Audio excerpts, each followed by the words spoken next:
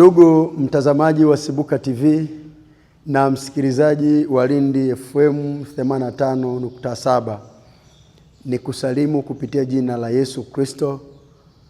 Karibu kwenye kipindi cha jamii na maadili siku ya leo.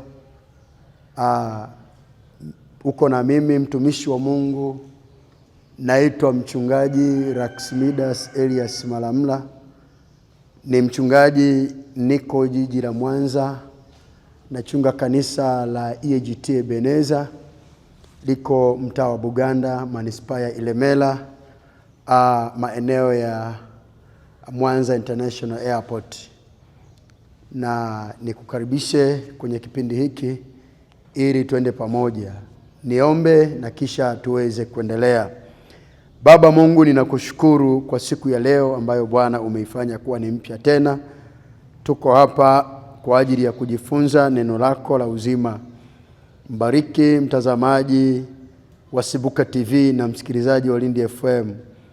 Bwana ukaendelee kutufundisha siku ya leo.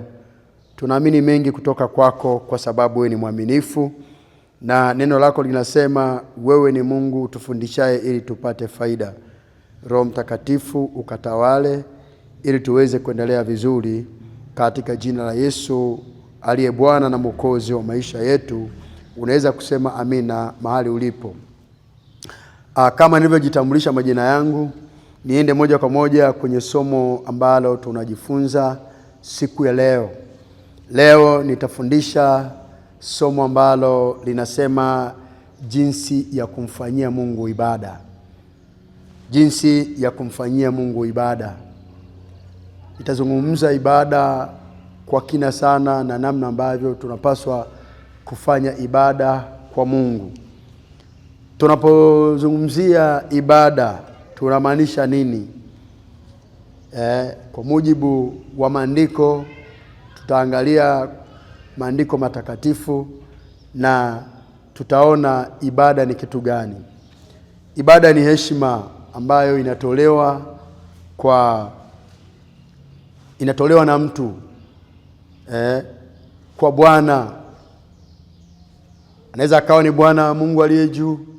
Wengine wanaabudu miungu lakini wanafanya ibada. Sasa ni heshima zinazotolewa na mtu kwa Bwana mkubwa. Ni mtu aliye na mamlaka au aliye na uwezo. Kwa hiyo ni mtu anapojitiisha chini ya Mungu aliye juu. Sasa Mungu anataka kuona ibada ya mtu huyo ikiwa vizuri. Tutashughulika na namna ambavyo tunajifunza ibada ni nini. Ibada ni heshima inayotolewa na mtu kwa Bwana mkubwa kwa lengo la kumfanya ajisikie vizuri. Kwa hiyo ibada tunayoifanya kwa Mungu wetu, tunamfanyia ibada ili ajisikie vizuri. Ibada inatoka moyoni. Ili ibada yako iweze kupokelewa na Mungu, inategemea na namna ambavyo umeuandaa moyo wako, umejiandaa kukutana na huyo Mungu. Kwa hiyo ni heshima tunayoitoa kwa Mungu ili kumfanya ajisikie vizuri, atufurahie. Mungu wetu akitufurahia, tunapokea majibu, na ndiyo maana tunaweza kumwomba Mungu, tukamfanyia Mungu ibada, tukaombea watu walio na matatizo mbalimbali. Mungu anawaponya. Wenye shida mbalimbali tunamuomba kwa ajili ya vitu fulani, Bwana anatupa majibu. Kwa nini? Ni kwa sababu ameiridhia ibada yetu, ameikubali. Tutaona maandiko matakatifu kwa baadhi ya watu ambao walimwabudu Mungu kwa unyenyekevu na heshima. Mungu aliweza kuwapa majibu yao kulingana na mahitaji yao. Kwa hiyo kwenye somo hili nataka watu tuelewe namna tunavyoweza kumfanyia Mungu ibada. Kwa nini? Ni kwa sababu wapo watu wengi wanaweza wakaingia makanisani na kutoka, nimekwenda kuabudu, lakini ibada yake hana uhakika kama Mungu ameipokea au hajaipokea. Maana nyingine ibada ni utii. kwa aliye na mamlaka au aliye na nguvu, aliye na uwezo wa kutatua mambo au changamoto tulizo nazo, mwenye uwezo wa kubariki, mwenye uwezo wa kuinua. Kwa hiyo ibada ni utii kwa aliye na mamlaka. Na ndiyo maana sasa tutaona hapo mbele kwa sababu gani ibada sio neno takatifu. Narudia tena, ndugu mtazamaji na msikilizaji, neno ibada sio takatifu, ila anayefanyiwa ibada ndiye huamua kwamba ibada yako ni takatifu au ni ovu. Kwa nini? Ni kwa sababu maandiko yanathibitisha wakati fulani Petro akiwa mahali fulani, alipokuwa akipita kwenye masinagogi yao, aliona mahali fulani ambapo watu wanamwabudu Mungu. Akawaambia, nilipokuwa nikipita katika ibada zenu, naliona madhabahu iliyoandikwa kwa Mungu asiyejulikana. Kwa hiyo kuna uwezekano mkubwa wa mtu kufanya ibada lakini anaabudu kitu asichokijua. Na hata wanaoabudu ibada kwa mashetani nao wanafanya ibada, shetani anaabudiwa. Kwa hiyo neno ibada sio neno takatifu. Mtu asikwambie tu naenda ibadani, lakini anakwenda kumwabudu nani? Anakwenda kumfanyia nani ibada? Kwa sababu ibada ni nyingi. Kuna ibada ya Mungu aliye hai na kuna ibada za miungu. Kwa hiyo mtu asipojua kutofautisha ibada, anaweza akaabudu kitu kingine asichokijua. Kwa hiyo neno ibada sio neno takatifu, ila yule unayemfanyia ibada ndiye huamua ibada yako ni ya namna gani. Tuangalie maandiko matakatifu kwenye kitabu cha Mathayo sura ya 15. Tutasoma mstari wa 21. Tutasoma maandiko mistari mingi kidogo, kuanzia mstari wa 22 mpaka 21 hadi 28. Yesu akaondoka huko akaenda kando pande za Tiro na Sidoni. Na tazama, mwanamke Mkananayo wa mipaka ile akatokea, akampazia sauti akisema, unirehemu Bwana, mwana wa Daudi, binti yangu amepagawa sana na pepo. Wala yeye hakumjibu neno. Nao wanafunzi wake wakamwendea wakamwomba wakisema, mwache aende zake, kwa maana anapiga kelele nyuma yetu. Akajibu akasema, sikutumwa ila kwa kondoo waliopotea wa nyumba ya Israeli. Huu mstari na urudia mara 2, halafu baadaye nitasema kitu. Yesu akajibu akasema, sikutumwa ila kwa kondoo waliopotea wa nyumba ya nani? Ya Israeli. Naye akaja akamsujudia akisema, Bwana, unisaidie. Akajibu akasema, si vema kukitoa chakula cha watoto na kuwatupia mbwa. Akasema yule mwanamke, ndiyo Bwana, lakini hata mbwa hula makombo yaangukayo mezani pa bwana zao. Ndipo Yesu akajibu akamwambia, mama, imani yako ni kubwa, na iwe kwako kama utakavyo. Akapona binti yake tangu saa ile.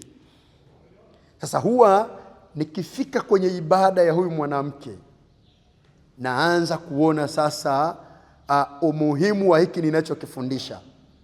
Kwa nini nimeurudia ule mstari?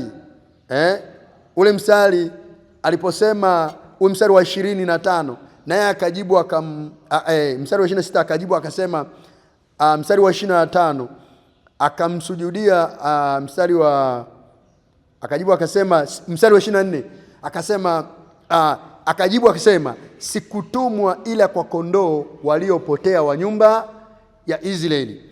Anaposhuka hapa tena anasema si vyema, mstari wa 26, 24 na 26. Wa 24 anasema hivi,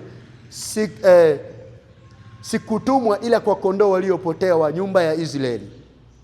Lakini mstari wa 26 anasema si vyema kukitoa chakula cha mbwa na cha watoto na kuwapatia mbwa. Naomba nifafanue kidogo mistari hii miwili.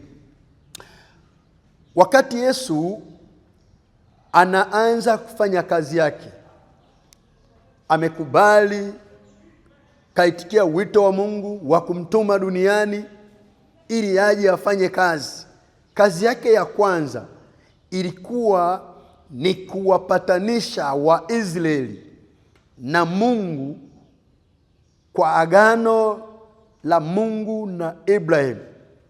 Kwa hiyo jambo la kwanza lilikuwa ni yeye kwanza alete wokovu katika nyumba ya Israeli, kwa maana ya Wayahudi wapate neema ya kuokolewa. Wakishaokolewa, kisha injili ihubiriwe kwa mataifa yote, kwa sababu Mungu aliahidi kwenye kile kitabu cha Mwanzo sura ya 15 kwamba alimwahidia Ibrahim kwamba atamfanya uzao wake kuwa mwingi kama mchanga au kama nyota za mbinguni.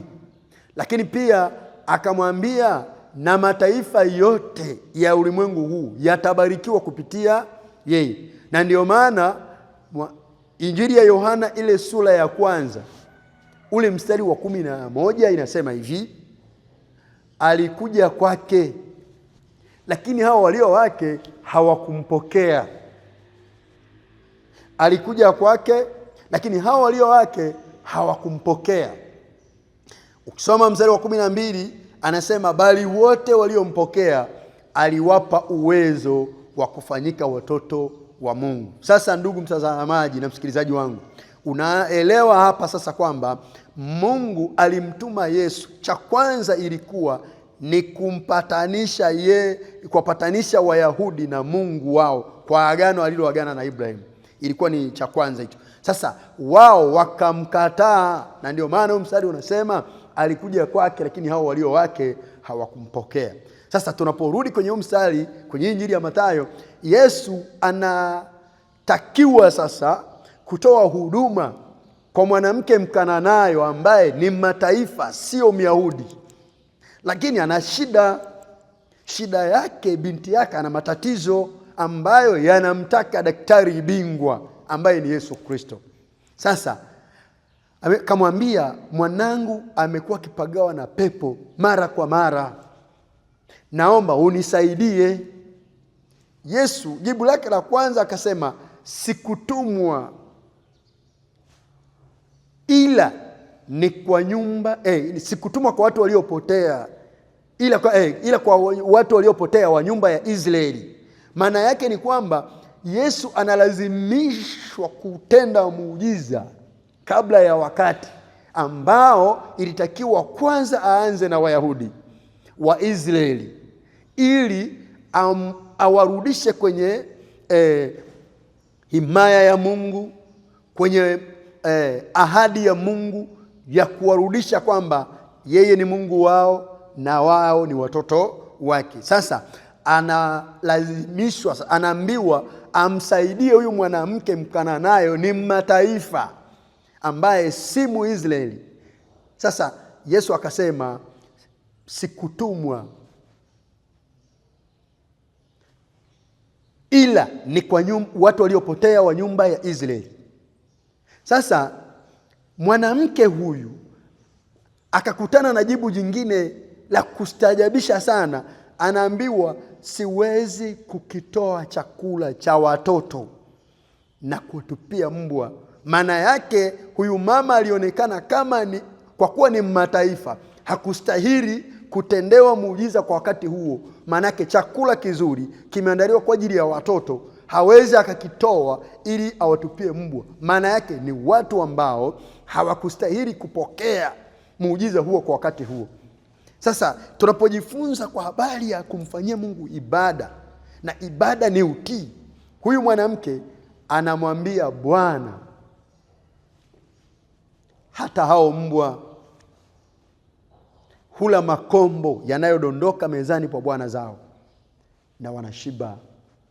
Hata hayo makombo yadondokayo mezani yanaweza kutosha sana kutenda muujiza kwenye maisha ya mwanangu. Yesu alipomtazama yule mwanamke akamwambia, ule mstari wa 27 anasema yule mwanamke, ndiyo Bwana, lakini hata mbwa hula makombo yangukayo mezani pa bwana zao. Ndipo Yesu akamwambia, mama, imani yako ni kubwa. Imani yako ni kubwa. Hasa tunapozungumzia kumfanyia Mungu ibada, hebu angalia ibada hii inayofanyika. Huyu mwanamke anapiga magoti, anamsujudia Yesu akihitaji msaada, anakutana na majibu magumu. Cha kwanza anasema, nimetumwa kwa watu wa nyumba ya Israeli. Lakini anasema si vyema kukitoa chakula na kutupia mbwa. Hebu fikiria ndugu mtazamaji, unakwenda kwa mtumishi wa Mungu, mchungaji, unamweleza shida yako, halafu anakwambia wewe ni mchafu, siwezi kukuhudumia. Au nimeandaa chakula, kwa mfano unamwendea mchungaji fulani, labda sio mchungaji wa kanisa unalosali, au una shida tu na mchungaji wa kwako kabisa, lakini una vitu vinakutesa, unamwendea, anakuambia maneno kama haya. Huyu mwanamke angeumia sana, angejisikia vibaya sana. Nimekwenda nikitarajia nipate uponyaji wa mwanangu, lakini ninaambiwa mimi ni mbwa. Maana yake anaposema siwezi kukitoa chakula na kuwapatia mbwa, maana yake ni kwamba huyu mtoto na mama yake ni mbwa, hawastahili kupokea kile ambacho wanakihitaji. Sasa huyu mwanamke kwa utii akanyenyekea, akashuka, akamwambia, ndiyo Bwana, hata hayo makombo yanaweza kutosha kabisa kumponya mwanangu. Sasa ni lazima tufahamu wazi kwamba tunapomwendea Mungu anataka utii na unyenyekevu. Wakati mwingine tunaweza kumwendea Mungu tukapata matokeo ambayo hatukuyatarajia. Haibadilishi ukuu na uweza wake, yeye anabaki kuwa Mungu. Wakati mwingine ninapofanya huduma ya maombi na maombezi, huwa na washauri watu kwamba hatumlazimishi Mungu, hatukomandi kwamba Mungu afanye kwa lazima. Tumepewa mamlaka juu ya shetani, lakini sio Mungu. Na ndiyo maana tunatumia neno maombi. Maombi yanaweza kukubaliwa au kukataliwa, lakini kuna kusubiri. Wakati umetoa maombi yako, kuna kusubiri, maana kuna kipindi cha ukimya. Kwa hiyo tunapaswa kuwa watii na kunyenyekea. Hiyo ndiyo ibada inayotakiwa kumfanyia Mungu wetu. Tuangalie kitabu kingine,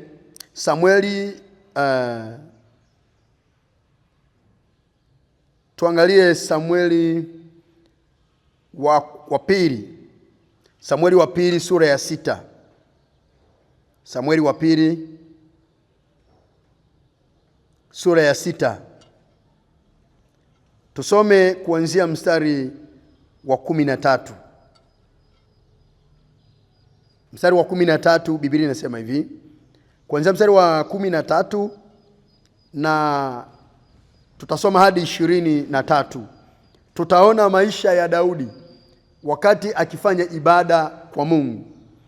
Hata ikawa watu walipolichukua sanduku la Bwana, walipokwisha kwenda hatua 6, akachinja ng'ombe na kinono. Daudi akacheza mbele za Bwana kwa nguvu zake zote. Na Daudi alikuwa amevaa naivera ya kitani. Basi Daudi na nyumba yake yote ya Israeli wakalileta sanduku la Bwana kwa shangwe na kwa sauti ya tarumbeta. Ikawa sanduku la Bwana lilipoingia mjini mwa Daudi, Mikali binti Sauli akachungulia dirishani, akamwona mfalme Daudi akirukaruka na kucheza mbele za Bwana, akamdharau moyoni mwake.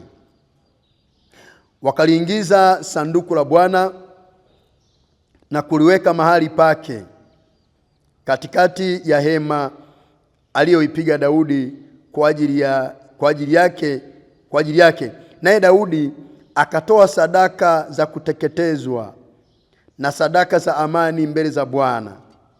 Kisha Daudi alipokwisha kutoa sadaka ya kuteketezwa na sadaka za amani, akawabariki watu kwa jina la Bwana wa majeshi. Akawagawia watu wote, mkutano wote wa Israeli, wanaume kwa wanawake, kila mtu mkate wa ngano na kipande cha nyama na mkate wa zabibu. Basi watu wote wakaenda zao, kila mtu nyumbani kwake. Mstari wa 20. Ndipo Daudi, nataka tuone namna ambavyo ibada inaweza ikaleta matokeo mazuri au matokeo mabaya. Mstari wa 20. Ndipo Daudi akarudi ili awabariki watu wa nyumbani mwake, na Mikali binti Sauli akatoka nje aende kumlaki Daudi, naye akasema, mfalme wa Israeli alikuwa mtukufu leo namna gani? Akajifunua mwili wake mbele ya vijakazi vya watumishi wake, mfano wa watu baradhuli, mmojawapo ajifunuavyo mwili wake mbele za watumwa, mbele ya watu, asipokuwa na haya. Daudi akamwambia Mikali, ilikuwa mbele za Bwana aliyenichagua mimi juu ya baba yako na juu ya nyumba yake, ili kuniweka niwe mkuu juu ya watu wa Bwana, juu ya Israeli. Kwa hiyo mimi nitacheza mbele za Bwana, kisha nitakuwa hafifu zaidi, nami nitakuwa mnyonge machoni pangu mimi mwenyewe, lakini kwa wale vijakazi uliowanena kwao nitaheshimiwa. Basi Mikali binti Sauli hakuwa na mtoto hata siku ya kufa kwake. Ndugu mtazamaji, pata break kidogo, mapumziko mafupi, na kisha nitarejea ili nianzie kwenye hili andiko kuona ibada ilivyokuwa na nguvu. Inaweza kaleta matokeo mazuri au matokeo mabaya. Mungu wa mbinguni akubariki. Tutaendelea.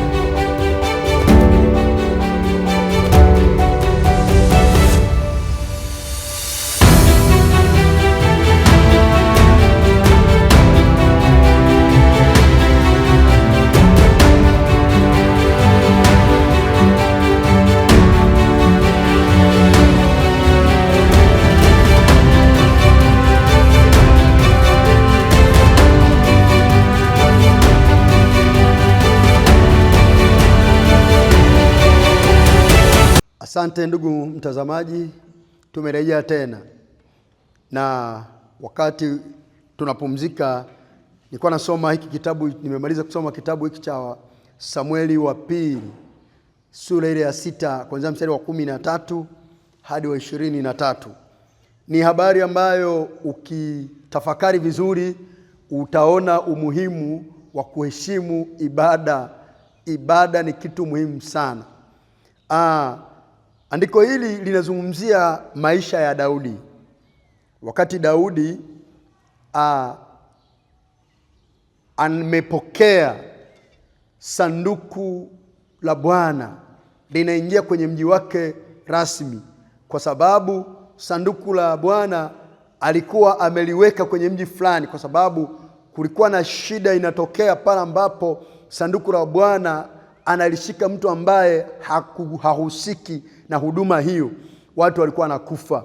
Kwa hiyo hata Daudi mwenyewe mwanzoni aliona kama kulileta sanduku la Bwana angekaribisha shida nyumbani kwake, lakini kwa kadiri lilivyoendelea kukaa maeneo mengine tofauti na kwenye mji wake, alianza kuona mafanikio yanayotokana na baraka za uwepo wa Mungu, kwa sababu ilipo hazina ya Mungu ndipo baraka za Mungu zilipo.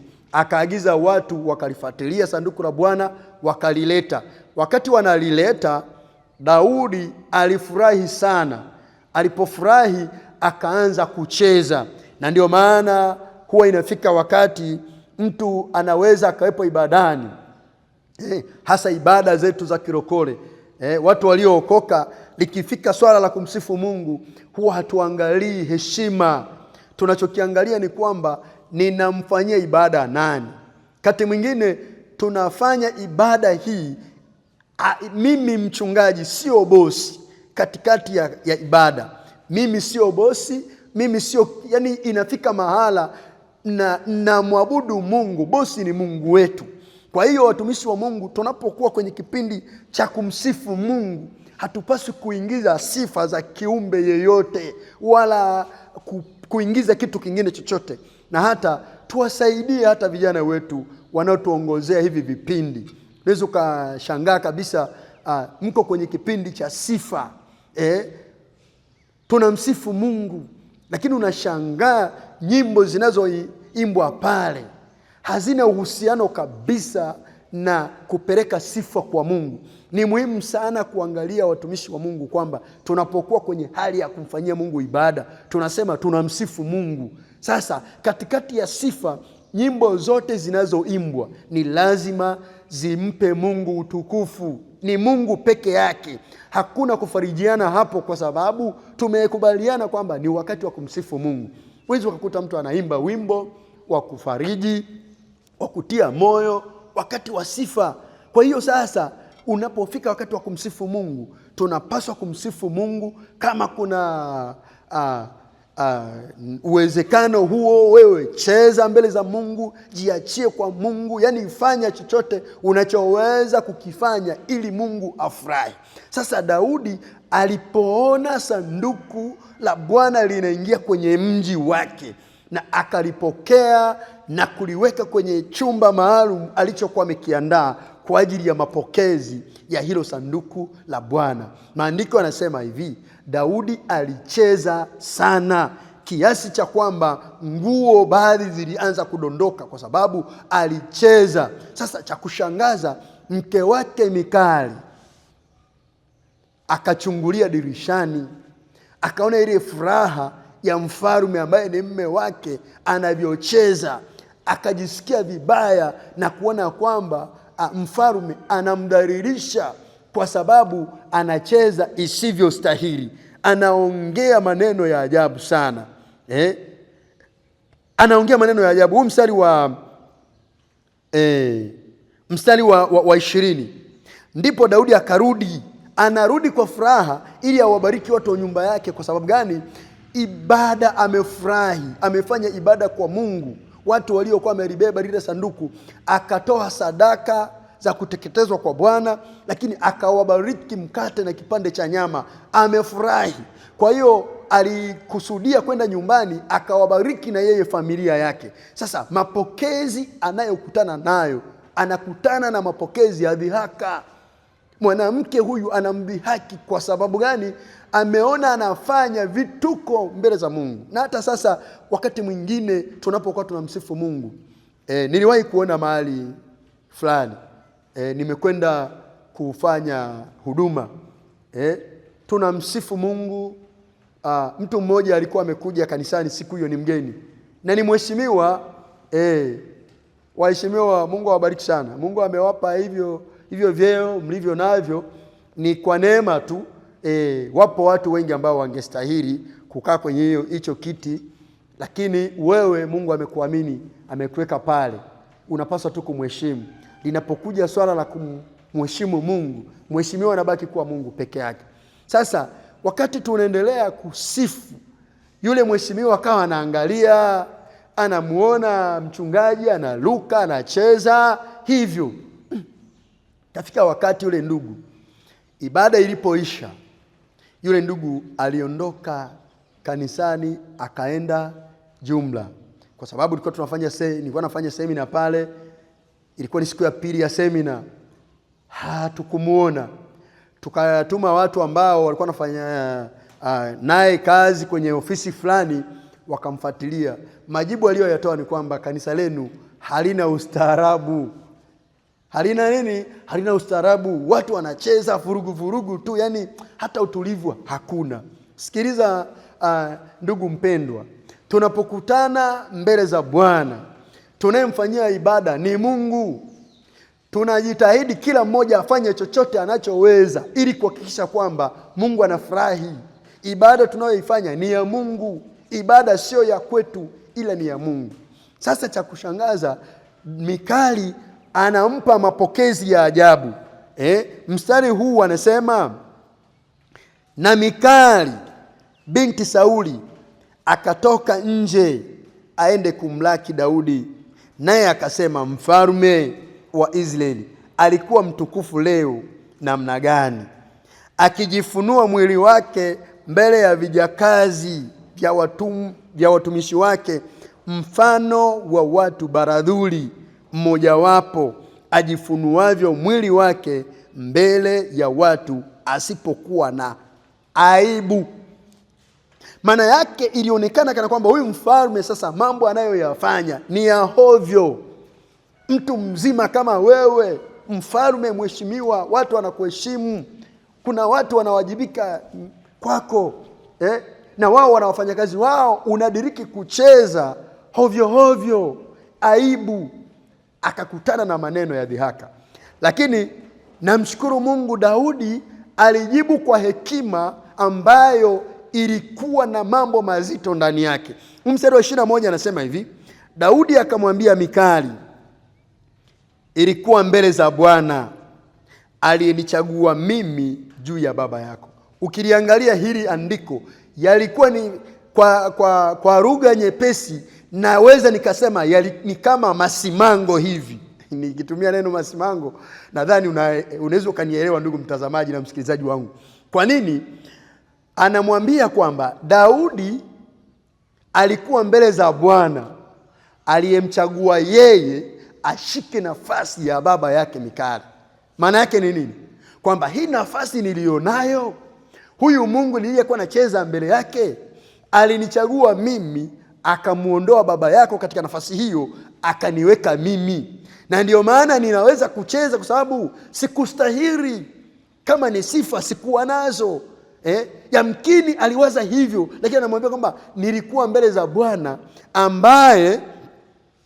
za Bwana aliyenichagua mimi juu ya baba yako na juu ya nyumba yake, ili kuniweka niwe mkuu juu ya watu hawa, juu ya watu wa Bwana, juu ya Israeli.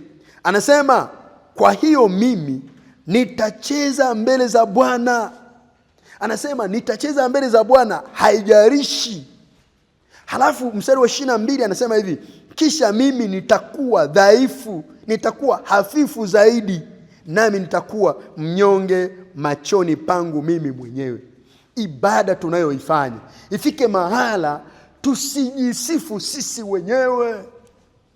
Ibada za leo unashangaa watu wanasimama, wanasifu viongozi wao, wanasifu vitu vyao, yani ni kitu cha ajabu. Kuna wakati fulani mitume walipokuwa mahali fulani wakifanya kazi ya Mungu, ukisoma kitabu cha Matendo ya Mitume, nikilipata hilo andiko baadaye nitakupa, wakati Bwana anawatumia kwa kiwango cha hali ya juu, watu walianza kuwaita miungu. Watu wametokea huku kwetu, wakaanza kutoa na sadaka za wanyama, wakiwapigia na magoti. Wakasema, hapana, msitusujudie sisi, na sisi ni watu kama ninyi, lakini Mungu anabaki kuwa yeye. Watumishi wa Mungu, tunapokuwa kwenye ibada, tunamfanyia Mungu ibada. Hata kama atahudumia watu wake, ataponya watu, atawafungua watu kupitia mimi, utukufu sipaswi kuubeba mimi, kwa sababu ile nguvu ya Mungu akiondoa, mimi nabaki kuwa mtu wa kawaida. Tunajifunza pia kwa habari ya Samsoni. Kisoma kitabu cha Waamuzi utaona habari za mtu mmoja anaitwa Samsoni. Samsoni alizaliwa kwa maelekezo ya Mungu ili afanyike kuwa mwamuzi katika Israeli, lakini akaambiwa, wazazi wake wakaambiwa kwamba asinyolewe nywele zake. Lakini siku moja alipokutana na ushawishi wa mwanamke Delila, akakubali kumweleza siri ya asili ya nguvu zake. Aliponyolewa zile nywele, maandiko yanasema alisema, nitaamka kama kawaida yangu ili niwapige Wafilisti. Natolea mfano wa andiko hili kwa sababu gani? Sisi ni watumishi wa Mungu. Tukijinyenyekesha kwa Mungu, anaweza kututumia kwa viwango vya juu sana. Lakini baada ya Mungu kututendea hayo, utukufu anabeba nani? Utukufu anabeba nani? Kwa hiyo tunaona wazi kwamba ibada tunayoifanya ni kwa Mungu. Ikifika swala la kumfanyia Mungu ibada, kila mmoja anapambana kuhakikisha kwamba anamshawishi Mungu ili Mungu aikubali ibada yake.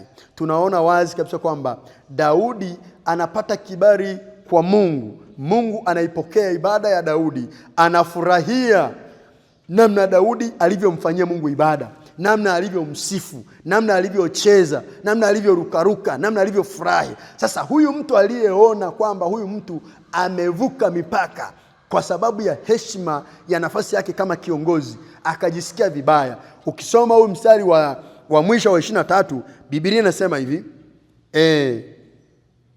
basi Mikali binti Sauli hakuwa na mtoto hata siku ya kufa kwake. Maana yake sasa anakutana na adhabu ya Mungu kwa kumdhihaki mtu wa Mungu anayefanya ibada. Sikiliza mtumishi wa Mungu unayenitazama na kunisikiliza. Tunapokuwa katika hali ya kutoa heshima kwa Mungu, tunapaswa kumfanyia Mungu ibada yenye heshima, lakini tunapaswa kufurahi na kucheza. Sasa kwenye eneo la kucheza, mambo haya yameenda mbali zaidi. Watu wameingiza disco makanisani. Naposema disco, ninamaanisha hivi: tunapocheza mbele za Mungu, tunacheza kwa heshima. Leo hii mziki wa kidunia umehamia kanisani. Mtu anapiga sebene, wanaita sijui sebene si nini, anakata viuno ndani ya ibada, anacheza na amevaa hovyo hovyo, anacheza mpaka maungo yake anakuwa, ni kitu kibaya. Hapo sasa usidhani kwamba Mungu anaruhusu vitu vya namna hiyo. Tufurahi, tucheze mbele za Mungu, lakini si kwa kufanya vitu vya aibu. Mtu anakata viuno, anafanya nini? Daudi hakucheza hivyo. Na ndio maana hata tunaposoma maandiko, alicheza mbele za Mungu, lakini hakufanya vitu kwa ambavyo vingeweza kuwaharibu wengine. Japokuwa huyu yeye aliona kwamba huyu amevuka mipaka, lakini alikuwa katika hali ile ya kumsifu Mungu kama kiongozi. Anazungumza haya kwa sababu alivyokuwa akicheza, kiongozi hapaswi kucheza hivyo, lakini hakufanya vitu vya aibu ambavyo vingeweza kuleta madhara makubwa. Yeye mke wake aliona ile heshima ya ufalme na namna alivyokuwa akifurahi mbele za Mungu, akaona alipaswa kujituliza, kulinda itifaki ya kiuongozi. Sasa tunapaswa kufurahi na kucheza mbele za Mungu, lakini tucheze kwa staha.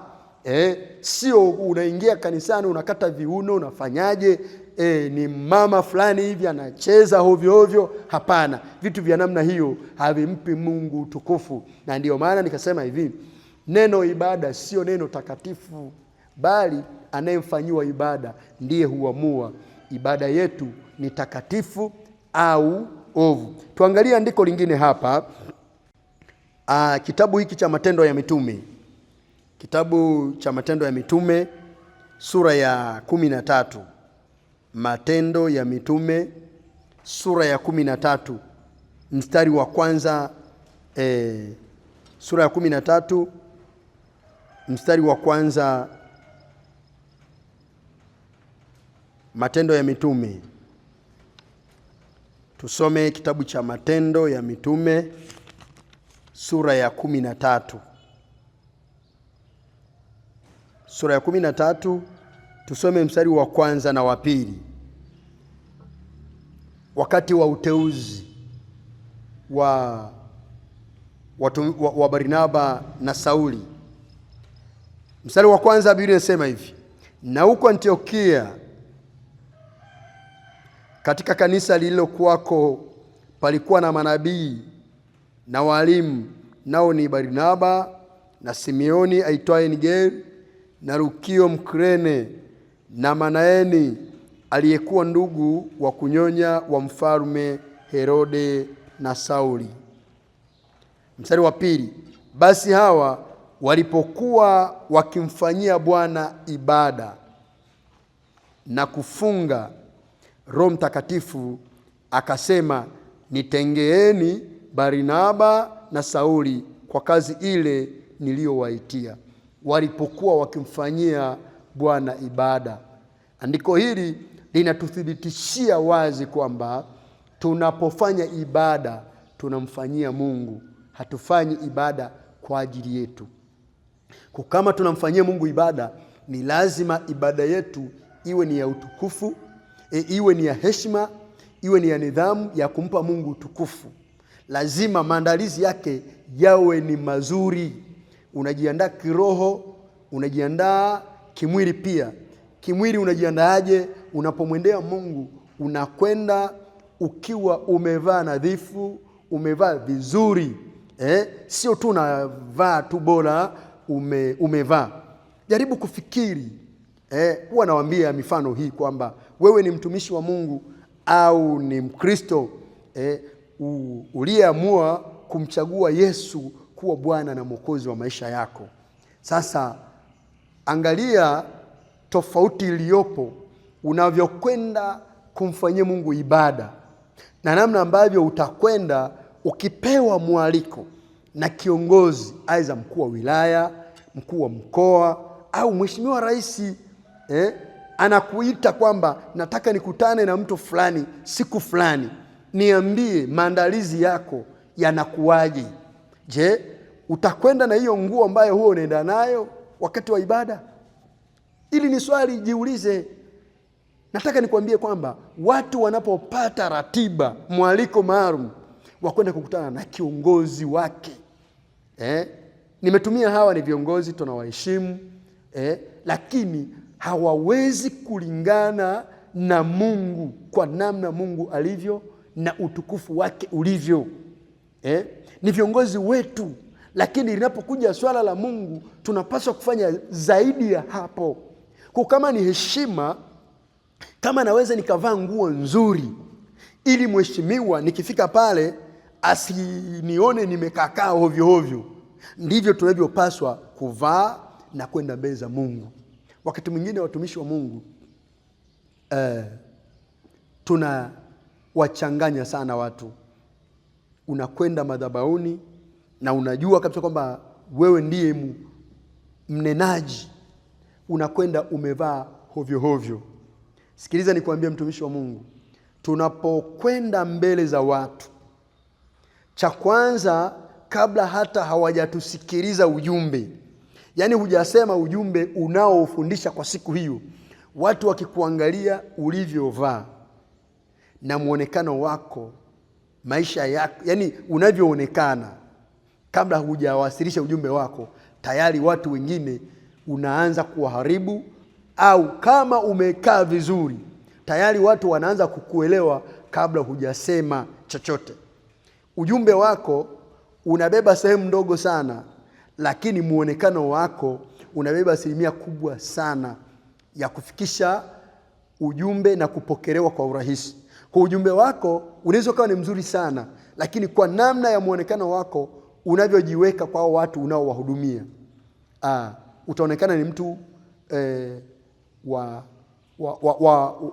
wa kawaida sana, lakini una ujumbe mzito. Kwa ujumbe wako utaonekana wa kawaida kutokana na namna unavyoonekana. Sasa hawa watu wamekutana mahali pamoja wakiwa wanamfanyia Mungu ibada.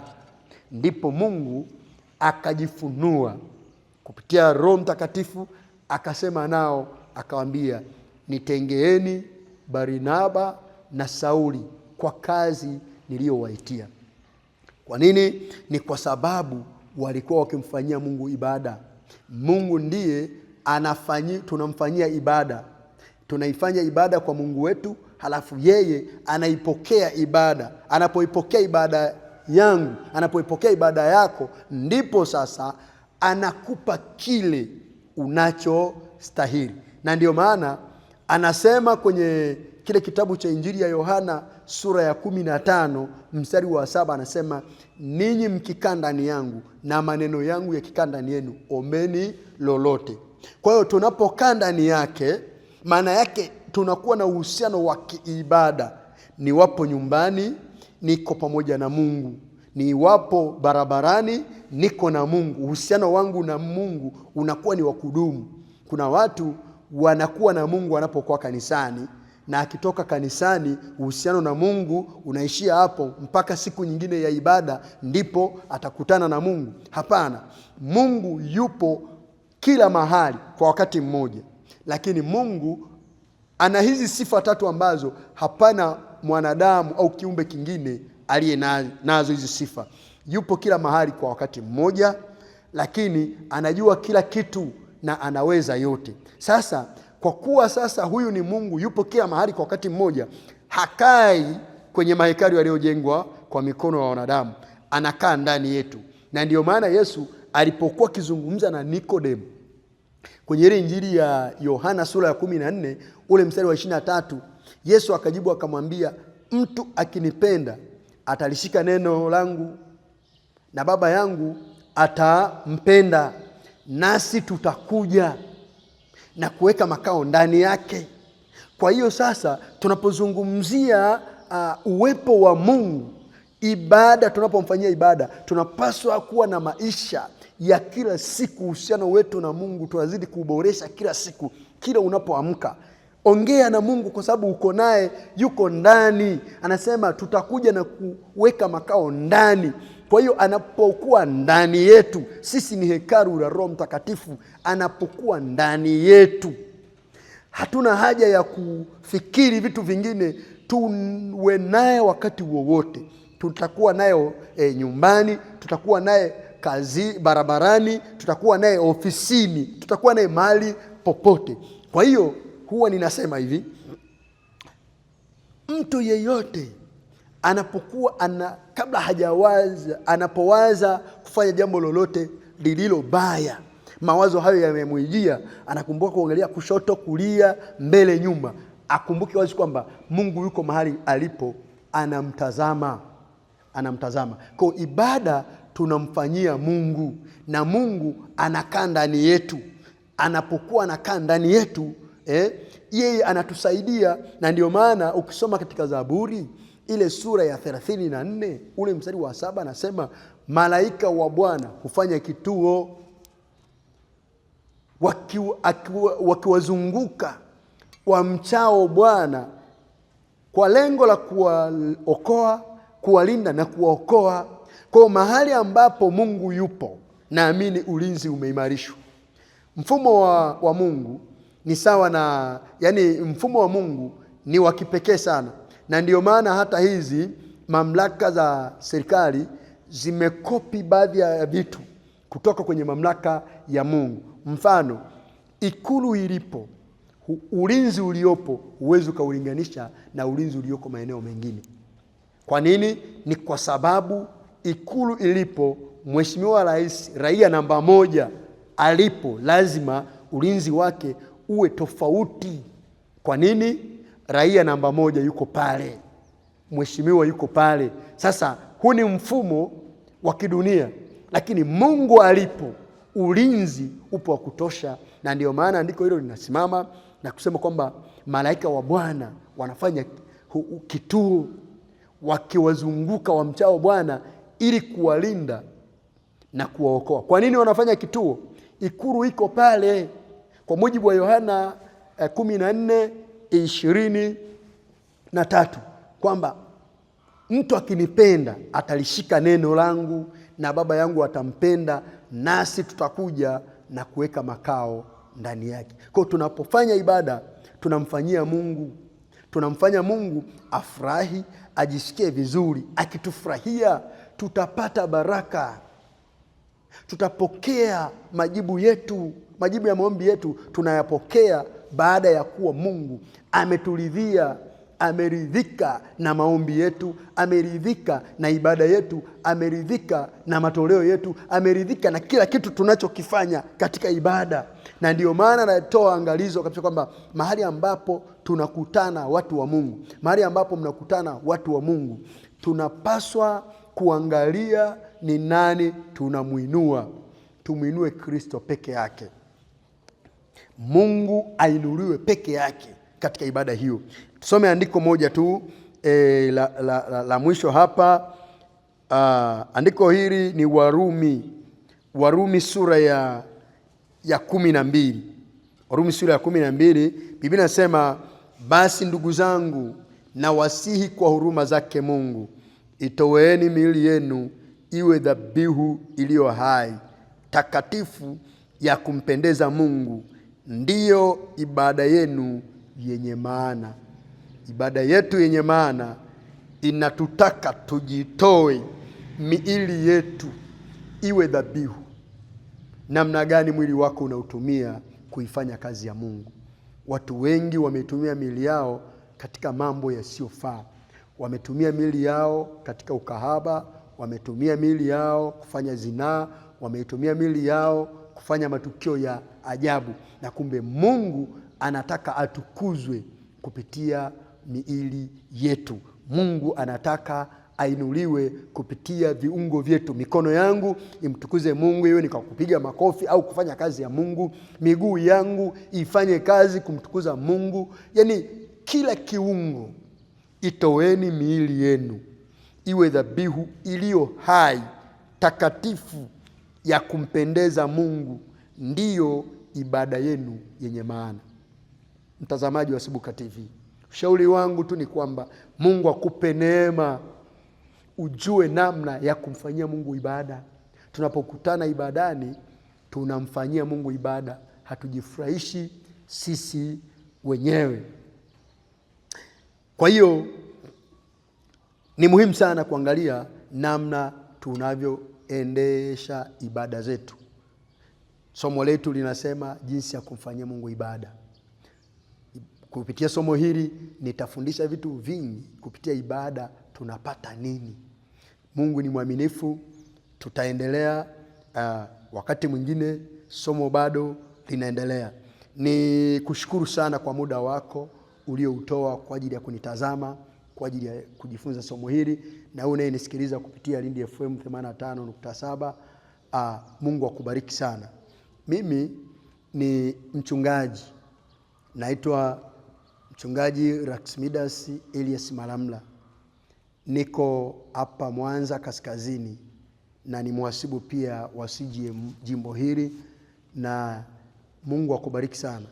Na chunga kanisa la EAGT Ebeneza hapa Mwanza, liko mtaa wa Buganda, maeneo ya Mwanza Airport. Ni kushukuru sana. Mungu akubariki. Nikukumbushe tu, kipindi hiki huwa kinaruka kila siku ya Jumatano. Kila Jumatano saa 6:30 mpaka saa 5:30 mpaka saa 6:30 siku ya Jumatano, na marudio ni Jumamosi saa 6:30 mpaka saa 7:30 siku ya Jumamosi. Mungu akubariki. Tukutane wakati mwingine. Acha nikuombee. Mungu wetu na Baba yetu wa mbinguni, ninakushukuru kwa ajili ya msikilizaji na mtazamaji ambaye ametoa muda wake kwa ajili ya kujifunza somo hili, jinsi ya kukufanyia wewe ibada. Kupitia somo hili Mungu, endelea kutusaidia ili tujue namna ya kukufanyia ibada. Endelea kutulinda na kututunza. Wasaidia watumishi wako wote wanapotazama TV hii ya Sibuka na Lindi FM. Bwana uwasaidie. Tunapofanya ibada Hatupaswi kuinua kitu kingine chochote zaidi ya kukupa wewe utukufu, kwa sababu katikati ya ibada wewe unashuka na unahudumia watu wako. Tunajikabidhi mikononi mwako katika jina la Yesu Kristo. Amen.